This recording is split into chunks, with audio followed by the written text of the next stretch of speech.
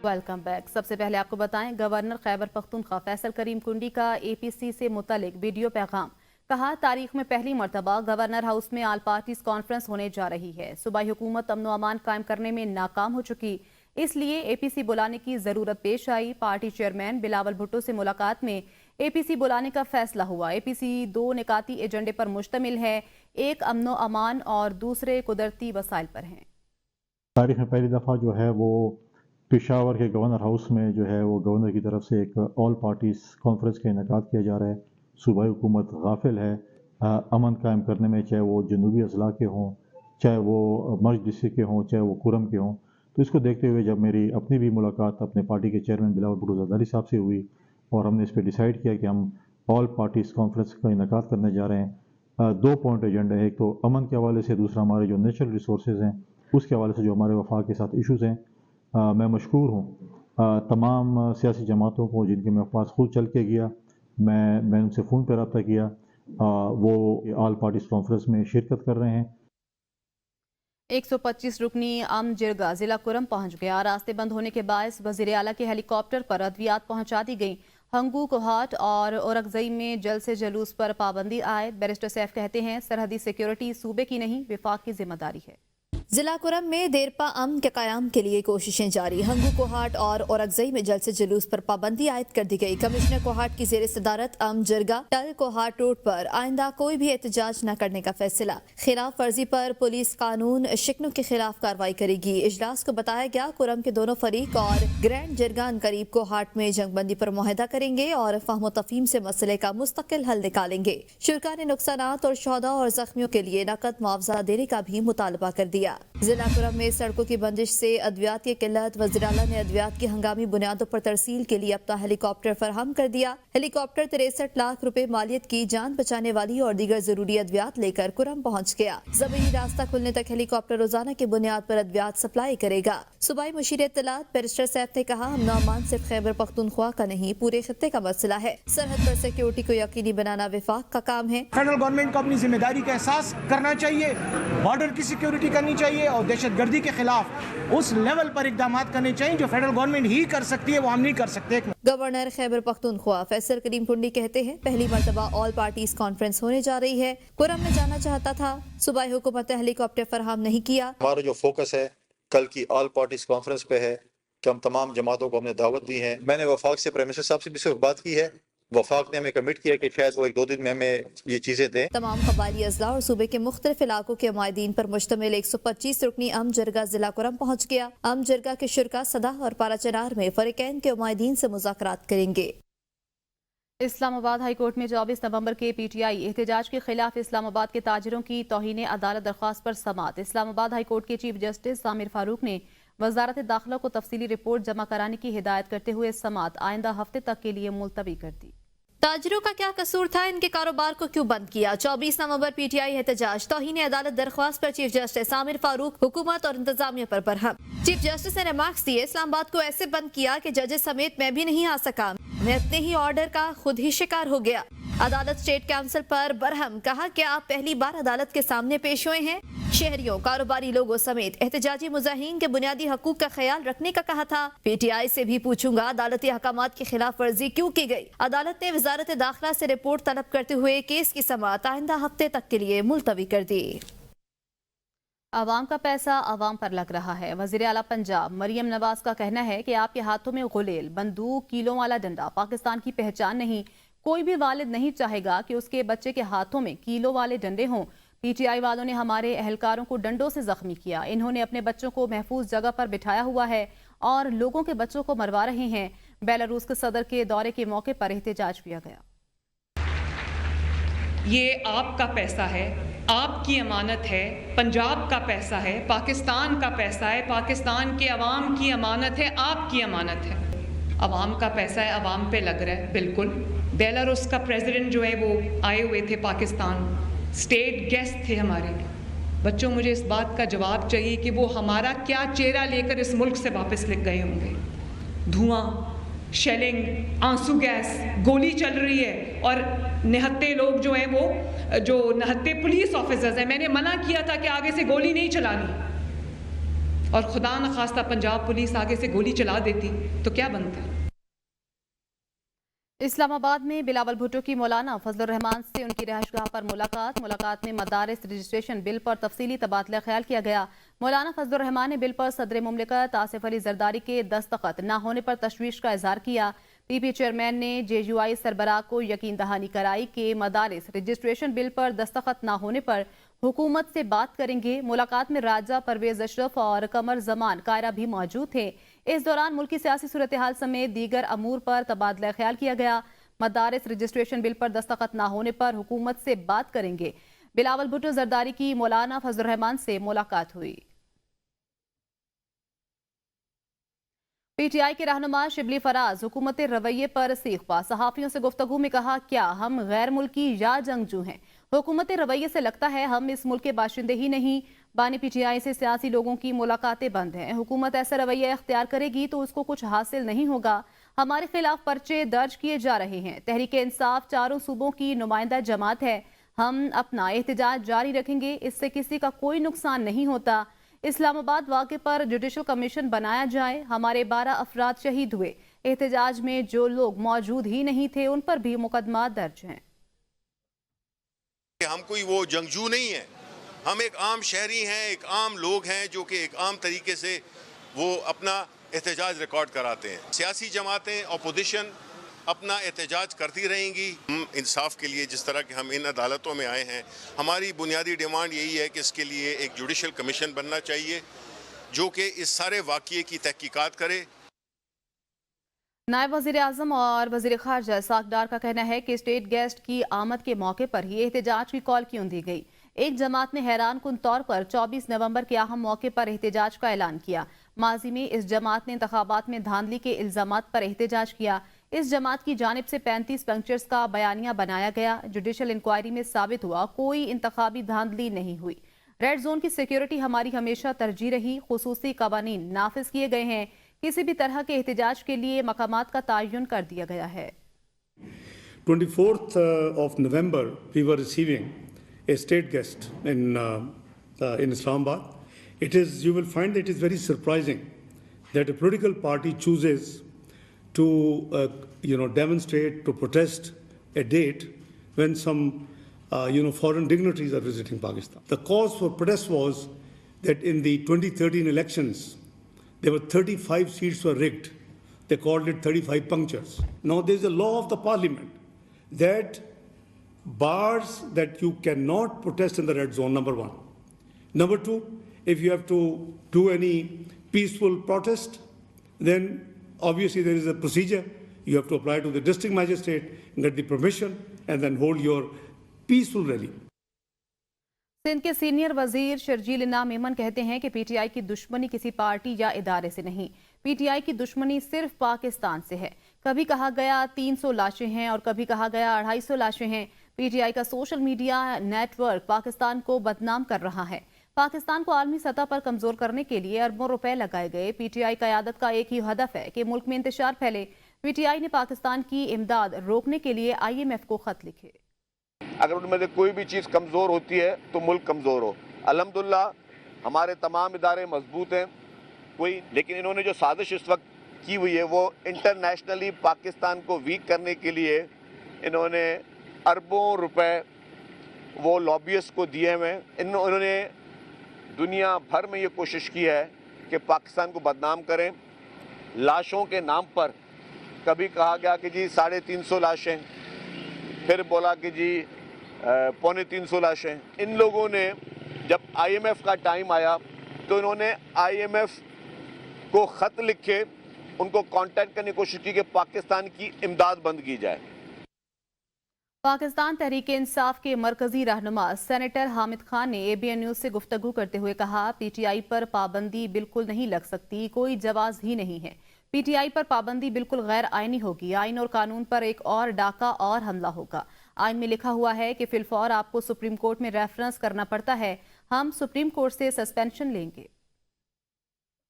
बिल्कुल नहीं लग सकती, कोई जवाज़ ही नहीं है, ये बिल्कुल गैर आइनी होगी और ये एक और आइन और कानून की जो पर एक डाका होगा एक हमला होगा। देखिए जी इसका आइन में लिखा हुआ है तो फिर फौर आपको सुप्रीम कोर्ट में रेफरेंस करना पड़ता है। तो हम तो सुप्रीम कोर्ट से उसकी डिफरमेंट या उसकी जो है सस्पेंशन लेंगे। चेयरमैन पीटीआई बैरिस्टर गोहर कहते हैं तमाम सियासी जमातों के साथ मुज़ाकरात के लिए तैयार हैं। कोई भी हुकूमत अपने शहरियों पर गोली नहीं चलाती। शहदा की FIR के लिए अदालत आलिया में दरख्वास्त दायर करेंगे।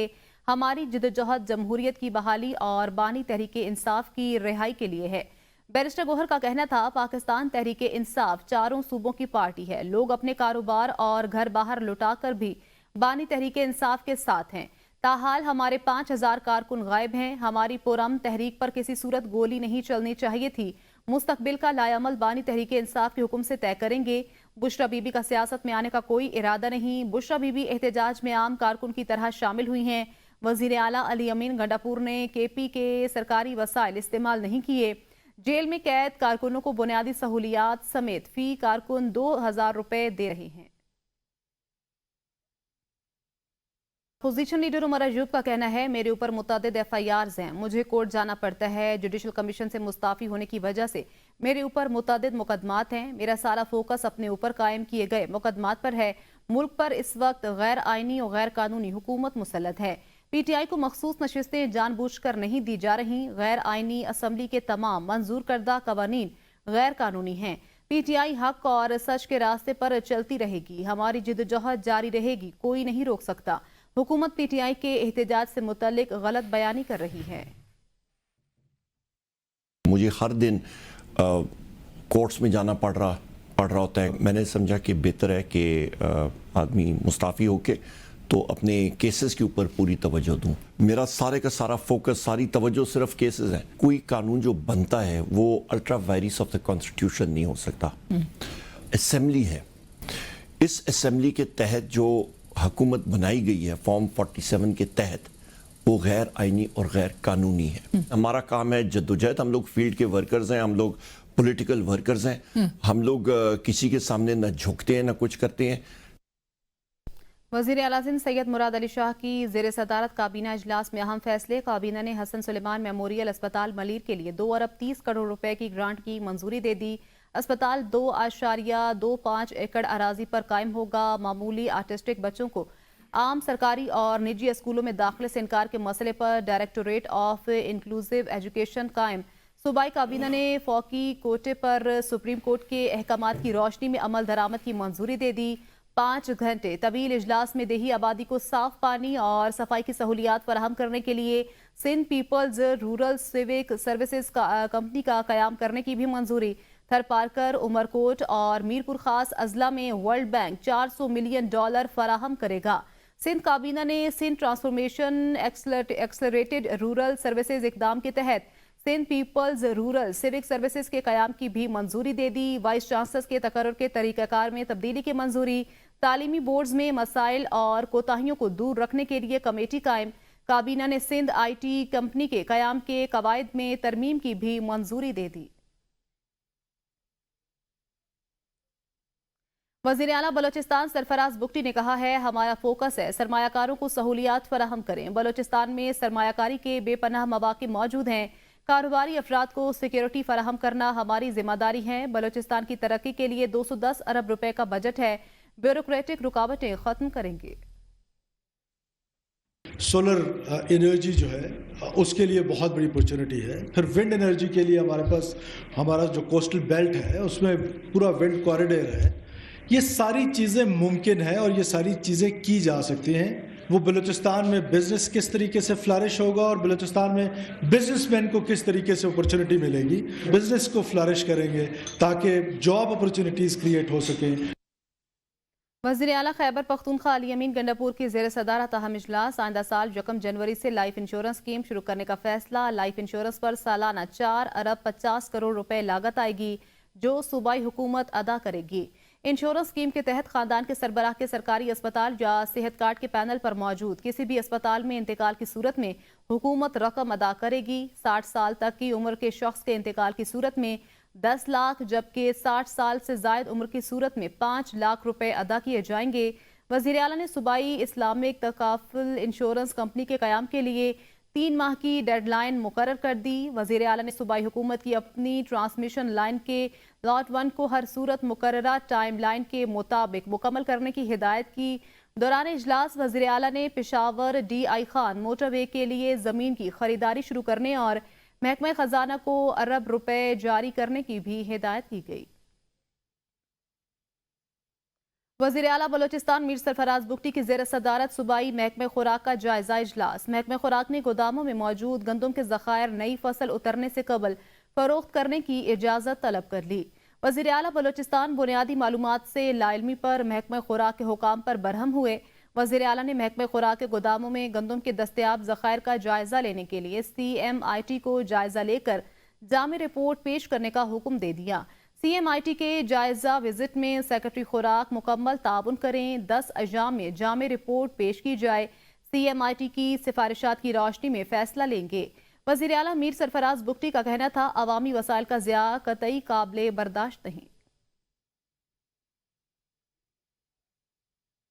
खैबर पख्तूनख्वा में एहसास अपना घर स्कीम शुरू। कम आमदन वाले अफराद को घर की तामीर या तोसी व मुरम्मत के लिए 15 लाख रुपए तक बिला सूद कर्ज दिए जाएंगे।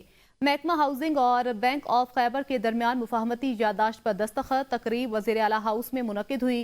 कर्ज की वापसी के लिए 7 साल पर मुश्तमिल आसान शेड्यूल तजवीज़। माहाना किस्त ज्यादा से ज्यादा 18,000 रुपए तक होगी। स्कीम पर 4 अरब रुपए की लागत आएगी।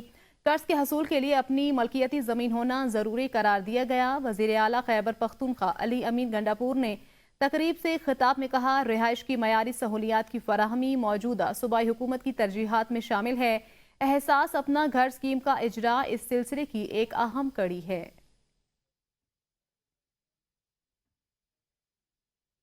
अक़वाम मुत्तहिदा के इदारे UN विमेन का Asia Pacific women's empowerment principles award 2024 CEO Telenor Pakistan ने जीत लिया। UN विमेन की जानिब से मुनक्किदा तकरीब में टेलीनॉर पाकिस्तान के CEO खुरम इशफाक को ये अवार्ड आला इक़दार पर खुसूसी तवज्जो के साथ सिनफी मुसावात के फ़रोग़ और दफ्तर में ख़वातीन के लिए साजगार माहौल की फराहमी के सिलसिले में उनकी कायदाना सलाहियतों के एतराफ़ में दिया गया। टेलीनॉर पाकिस्तान के CEO खुरम इशफाक ने कहा कि हमारा यकीन है कि सिनफी मुसावात न सिर्फ एक इखलाकी ज़रूरत है बल्कि कारोबारी तरक्की का एक अहम जरिया भी है। मजबूत कारोबार और खुशहाल माशरे शमूलियत की बुनियाद पर परवान चढ़ते हैं।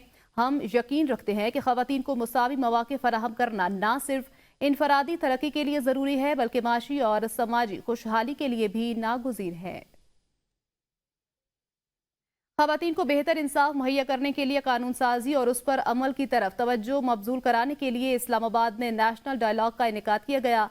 इस डायलॉग में मुकर्ररीन ने इंसाफ के हसूल के लिए ख़वातीन के मेडिकल मामलात को मद्देनजर रखने पर जोर दिया। डायलॉग में कानून, तिब और सियासी माहिरीन समेत मुख्तलिफ शोबा हाय जिंदगी से ताल्लुक़ रखने वाले अफराद ने शिरकत की। Parliamentary affairs for human rights और UN विमेन के इश्तराक से मुनक्किदा तकरीब में मुकर्ररीन ने इंसाफ के हसूल के लिए ख़वातीन के मेडिकल मामलात को मद्देनजर रखने पर जोर दिया।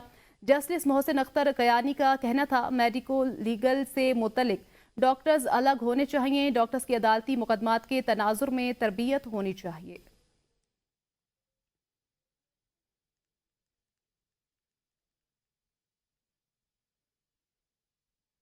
कराची में रवा साल स्ट्रीट क्राइम के 65,000 से ज्यादा वाकयात रिपोर्ट हुए। डाकू की फायरिंग से 105 शहरी कत्ल, 375 जख्मी हुए। 11 माह के दौरान 47,000 से ज्यादा गाड़ियां और मोटरसाइकिल छीने और चोरी किए गए। 17,000 से ज्यादा मोबाइल फोन छीने गए। कराची से ये रिपोर्ट देखिए। कराची में रवां बरस स्ट्रीट क्राइम के 65,000 से ज्यादा वाकयात रिपोर्ट हुए। जनवरी में स्ट्रीट क्राइम्स के 7,822, फरवरी में 7,307, मार्च में 7,544, अप्रैल में 5,688, मई में 5,399, जून में 4,556, जुलाई में 4,998, अगस्त में 5,901, सितंबर में 5,657, अक्टूबर 5,675 और माह नवंबर में स्ट्रीट क्राइम्स के 4,879 वाकयात रिपोर्ट हुए। गुज़िश्ता 11 माह के दौरान शहर में डाकुओं की फायरिंग से 105 शहरी कत्ल जबकि 375 जख्मी हुए। रवां बरस 30 नवंबर तक शहरियों को 47,874 गाड़ियों और मोटरसाइकिलों से महरूम किया गया। 247 गाड़ियां छीनी और 1,628 चोरी की गई, जबकि 6,605 मोटरसाइकिलें छीनी और 38,394 चोरी की गयी। शेखुपुरा में कजन को कत्ल करने के बाद उसका अंगूठा काटकर एटीएम से 10 लाख रुपए निकलवाने वाले मुलजिम को गिरफ्तार कर लिया गया। पुलिस के मुताबिक मुलजिम ने साथियों की मदद से खालाजाद भाई को कत्ल किया, जिसकी लाश कार से बरामद हुई। पुलिस का कहना है कि मुलजिमान ने कत्ल करने के बाद एटीएम कार्ड के जरिए पैसे निकालने के लिए मकतूल का अंगूठा काटा और 10 लाख रुपए निकलवाए। पुलिस का बताना है कि मुलजिमान लाश नहर में फेंकने जा रहे थे कि पकड़े गए। गुजरांवाला पुलिस की तहवील में मुलजिम जाँ बहक हो गया। पुलिस के मुताबिक मुलजिम नवाज को ताहाल जेल मुंतकिल नहीं किया गया था। पुलिस ने लाश को पोस्टमार्टम के लिए अस्पताल मुंतकिल कर दिया। पोस्टमार्टम रिपोर्ट के बाद ही मौत की असल वजूहात सामने आएंगी। पुलिस का कहना है हवालात में बंद मुलजिम की तिबई मौत हुई है। मजीद तफ्तीश जारी है। मकतूल के अहल खाना ने इंसाफ फराहम करने का मुतालबा किया है। मुलजिम की पोस्टमार्टम के बाद ही मौत की असल वजूहात सामने आएंगी। गुजरांवाला में थाना ततले आली की हवालात में मुलजिम जाँ बहक हो गया। मुलजिम नवाज को ताहाल जेल मुंतकिल नहीं किया गया था, जबकि थाना ततले आली पुलिस ने मुलजिम नवाज को 3 मुकदमात में जेल भिजवाया था। बहावलपुर में निजी हाउसिंग कॉलोनी में एक घर से एक ही खानदान के 5 अफराद की लाशें मिलने का मामला। जाँ बहक होने वालों में मियाँ बीबी और उनके 3 बच्चे शामिल हैं, जबकि एक 4 साल की बच्ची जिंदा मिली है। पुलिस ने वाक़े की FIR लवाहिकीन की मुद्दत में दर्ज कर ली है। बहावलपुर में पुलिस का कहना है कि इस वाक़े का मुकदमा दर्ज करके तहकीकात शुरू कर दी गई हैं। मरने वालों में 40 साल के काशिफ और उनकी 36 साल की अहलिया समेत 15 और 13 बरस के 2 बेटे और एक 9 साला बेटा भी शामिल हैं। दर्ज FIR में कहा गया है कि जब वो दीगर अफराद के हमरा घर के अंदर दाखिल हुए तो बेडरूम में उनके भाई, भाभी और उनके 3 बच्चों की खून में लथपथ लाशें मौजूद थीं, जबकि उनकी 4 साला भतीजी बेहोशी की हालत में बेड के नीचे से मिली। खुरम के मुताबिक काशिफ, उनकी बीवी और 2 बच्चों के सरों पर गोलियों के निशानात थे, जबकि 9 साला अब्दुल वहाब का गला घोंटने के निशानात भी नजर आए। पुलिस के मुताबिक जाबकुआ से शवाहिद इकट्ठे किए जा रहे हैं। लाशों का पोस्टमार्टम किया जा रहा है और हर पहलू से तहकीकात अमल में लाई जाएंगी। मुजफ्फरगढ़ की तहसील अलीपुर में बेटे का वालिद पर मुबज्जिना तशद्दुद, घर से निकाल दिया। पुलिस के मुताबिक जुए के लिए रकम ना देने पर बेटे ने बाप को तशद्दुद का निशाना बनाया। मुलजिम के खिलाफ तहफ्फुज वालदैन ऑर्डिनेंस के तहत मुकदमा दर्ज कर लिया गया है। मुलजिम की गिरफ्तारी के लिए छापे मारे जा रहे हैं। जुए के लिए रकम ना देने पर बेटे ने बाप को तशद्दुद का निशाना बनाया। अलीपुर में बेटे ने वालिद को मुबज्जिना तशद्दुद करके घर से निकाल दिया। मुलजिम के खिलाफ तहफ्फुज वालदैन ऑर्डिनेंस के तहत मुकदमा दर्ज कर लिया गया है। मुलजिम की गिरफ्तारी के लिए छापे मारे जा रहे हैं। सिंध हाई कोर्ट में 2017 से लापता शहरी के केस की समाअत। अदालत ने तमाम रिकॉर्ड मखसूस वेबसाइट या ऐप पर डालने का हुक्म दे दिया। दरख्वास्त गुजार ने वकील ने बताया कि मोहम्मद यूसुफ थाना साइड बी एरिया की हदूद से लापता हुआ था। 2 भाई शहीद हो चुके हैं। अहलिया ने दूसरी शादी कर ली। लापता शहरी के 3 बच्चे हैं और कोई कमाने वाला भी नहीं है। तफ्तीशी अफसर ने बताया कि मोहम्मद यूसुफ के खिलाफ 3 मुकदमात हैं, जिस पर अदालत ने तफ्तीशी अफसर को झाड़ पे ला दी। अदालत ने रिमार्क्स में कहा, पुलिस रूल्स क्या हैं, कभी रूल्स पढ़ते हैं, कभी जहमत भी की है। लापता शहरी अगर मुलजिम है तो उसे ढूंढकर गिरफ्तार किया जाए। शहरी का खानदान भी कह रहा है कि अगर किसी ने कत्ल कर दिया है तो डेड बॉडी तो मिले। सेक्रेटरी सोशल वेलफेयर, सेक्रेटरी ज़कात वेलफेयर को नोटिस जारी। लापता शहरी के अहल खाना की माली मुआवनत करने का हुक्म दे दिया। पेशावर हाईकोर्ट ने मेंबर कौमी असम्बली असद कैसर, शहराम तरकई, दावर खान कुंडी, सूबाई वुज़रा फैसल खान और सुहेल आफरीदी रुकने पंजाब असम्बली राजा बशारत को 24 दिसंबर तक हिफाजती जमानत दे दी और तमाम दरख्वास्त गुजारों को किसी भी दर्ज मुकदमे में गिरफ्तार न करने का हुक्म दिया। मुकदमात की तफसील के लिए दायर दरखास्तों पर समाअत चीफ जस्टिस इश्तियाक इब्राहिम और जस्टिस वकार अहमद पर मुश्तमिल 2 रुकनी बेंच ने की। दौरान समाअत अदालत को बताया गया कि दरख्वास्त गुजारों के खिलाफ मुख्तलिफ मुकदमात दर्ज किए गए हैं। जिन मुकदमात का हमें पता है उनमें जमानत कराई है, बाकी का हमें नहीं पता। दीगर सूबों में भी मुकदमात दर्ज हैं जिस पर चीफ जस्टिस ने कहा कि विफाक से हम जवाब तलब कर सकते हैं, दूसरे सूबे की हद तक हम हिफाजती जमानत देते हैं, ये वहाँ अदालत से रिजू करें।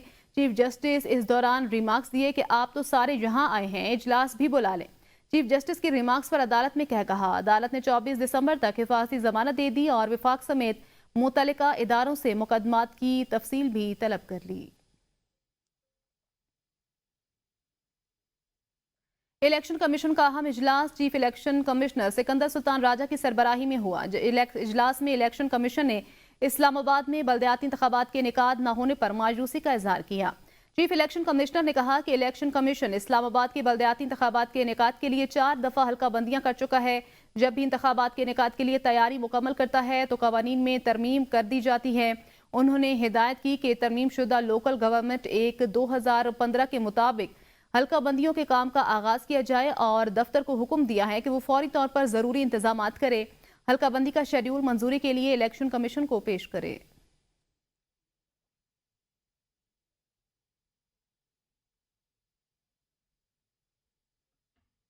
न्यूज़ स्टूडियो से फिल वक्त इतना ही। देखते रहिए एबीएन न्यूज़।